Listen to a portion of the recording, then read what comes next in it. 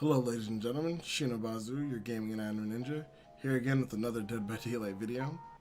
So patch 2.7 is finally here, and with it, the endgame collapse. For those who don't know what that is, the Dead by Daylight devs have initiated a new state of the game for the final 2 minutes of the round.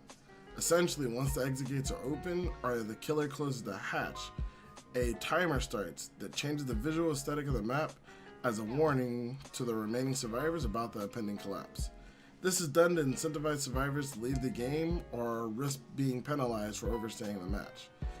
It's also created an attempt to create some risk-reward late game plays.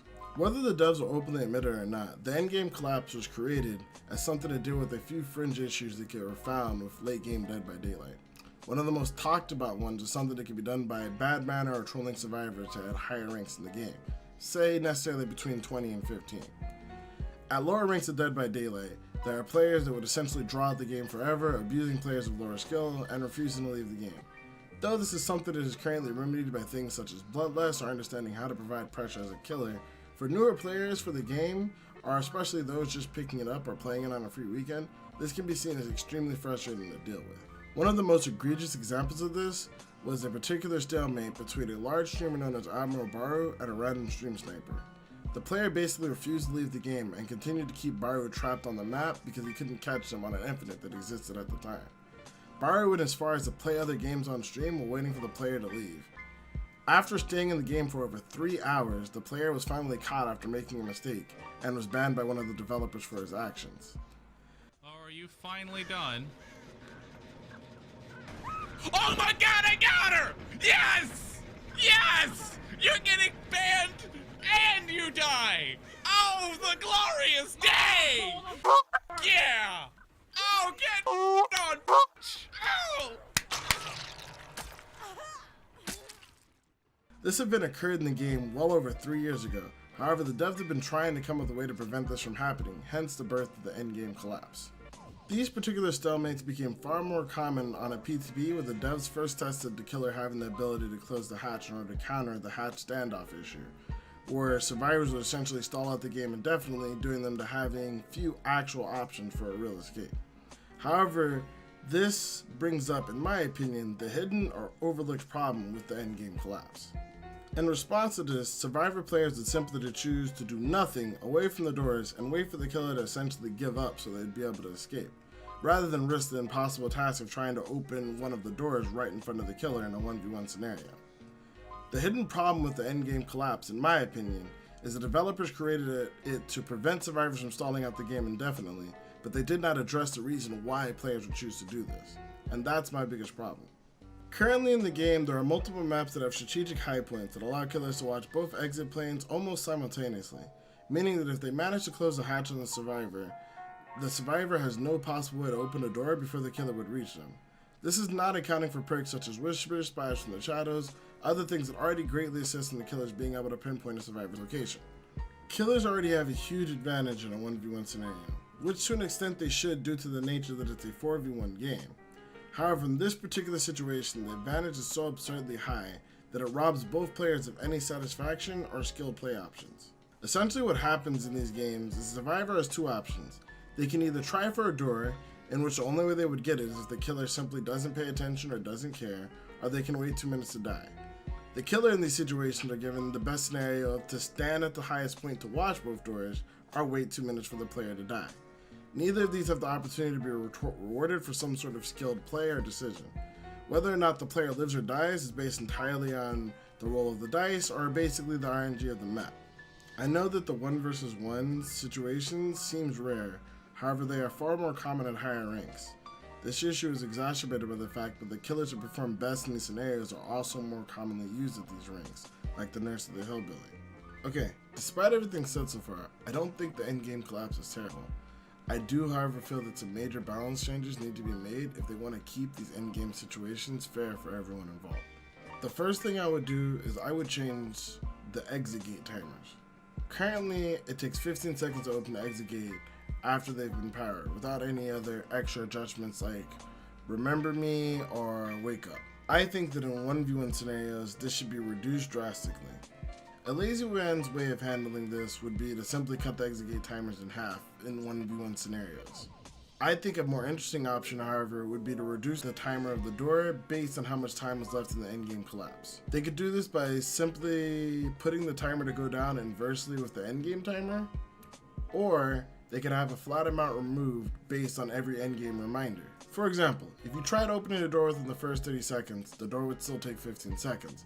However, if you waited 30 seconds or for the first reminder, 4 seconds of the time would be removed, meaning you could open the door within 11 to 12 seconds.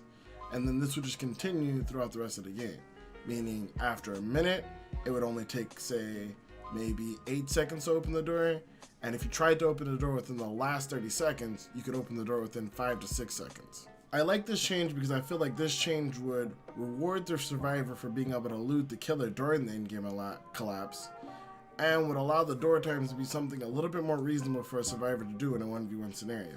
Inversely, this would also incentivize the killer to make an attempt to search out to find the survivor instead of simply watching the escape routes. This would be due to the fact that the longer it takes for the killer to find the survivor, the easier it would be for him to escape. Therefore, he'd have a benefit for trying to find him earlier rather than just simply waiting for him to try to go for the door. Another thing people have put out there is the idea of the hatch reopening on a timer. This can be done at any of the endgame reminders, but I personally feel like it would be healthiest if it was done at one of two places. Either one, the hatch would reopen at 1 minute into the endgame collapse, meaning that both the survivor and killer would know what time it's going to be opening, or two, at the very least reopen during the last 30 seconds of the match. This way, during the last 30 seconds of the game, the killer now has to make a choice. Does he continue to watch the doors to make sure that the survivor doesn't use them to escape, or does he go back to go and reclose the hatch? If the killer goes to reclose the hatch first, again, if the killer's there first, he can close the hatch without being able to stop this, or the survivor being able to stop him. But if he does go for this option, that leaves both doors open for the survivor to make an escape, meaning the killer would have to play smart, actually make a decision and take a risk, as opposed to having the sure thing of just watching both doors. I have one last crazy idea that's kind of a combination of the first idea that I had, along with something that's specifically for those survivors that are really good at surviving the killer, if you would, or juking, if you could say. My thought process is that, again, every 30 seconds the door would get easier to open. However, during the last 30 seconds, instead of it going to 5 seconds, both doors would just open on their own. This means that, say the survivor gets found, if they manage to elude the killer for the first minute and 30, or first minute and 30 seconds of the endgame collapse, they would still have the opportunity to escape. Now mind you, they still have to get to the exit gate, and they still have to stop the killer from downing them before they get there. But this means that the killer happens to find them right at the start of the collapse, regardless of how, the survivor still has a way to get out and escape alive. And lastly, I know the devs kind of kicked around this idea, and some people have asked, what about making it possible to, say, find a key so you can reopen the hatch? Although I like the ingenuity of this idea, unfortunately with the timer of the endgame collapse, I just don't see it as possible. Having to run around the map, search a chest, find a chest, search the chest, then go out and find the hatch and open the hatch, just isn't feasible consistently during an endgame collapse. If anyone's used Plunder's Instinct can tell you, searching a chest in and of itself takes about 10 seconds, but even that aside, the simple fact that you'd have to run around and find that chest first, then search it, then run around and find the hatch, makes it extremely unlikely that you'd be able to perform all of these actions during an endgame collapse.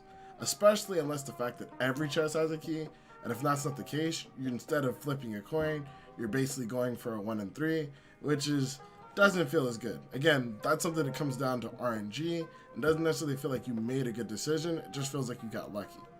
To close this all out, I understand the need for the endgame collapse.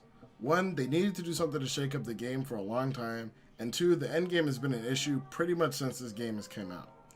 And although it's clearly not a rush fix, it still feels like a rush fix because of the lack of balance that came out along with it.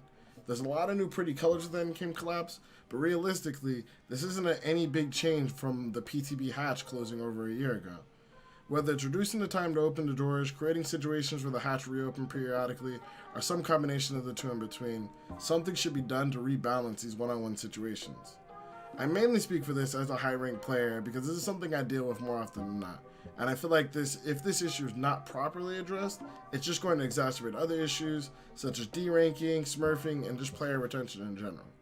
One of the reasons why I enjoy Dead by Daylight so much is the fact that I can still win by myself, even if my team is completely terrible. And this just makes it 10 times harder for me. Almost impossible, I would argue. Either way, I want to thank you guys for watching the video. If you guys have any thoughts on the endgame collapse or anything else involving this new patch, leave your comments or your thoughts in the comments down below. You can find me on Twitch TV Monday through Friday, generally from like 3 p.m. to midnight, PST of course. So you're welcome to come in, talk to me about this or anything else in between. But again, thank you guys for watching, and until next time, I'm your gaming iron ninja. This is Shinobazu, and deuces.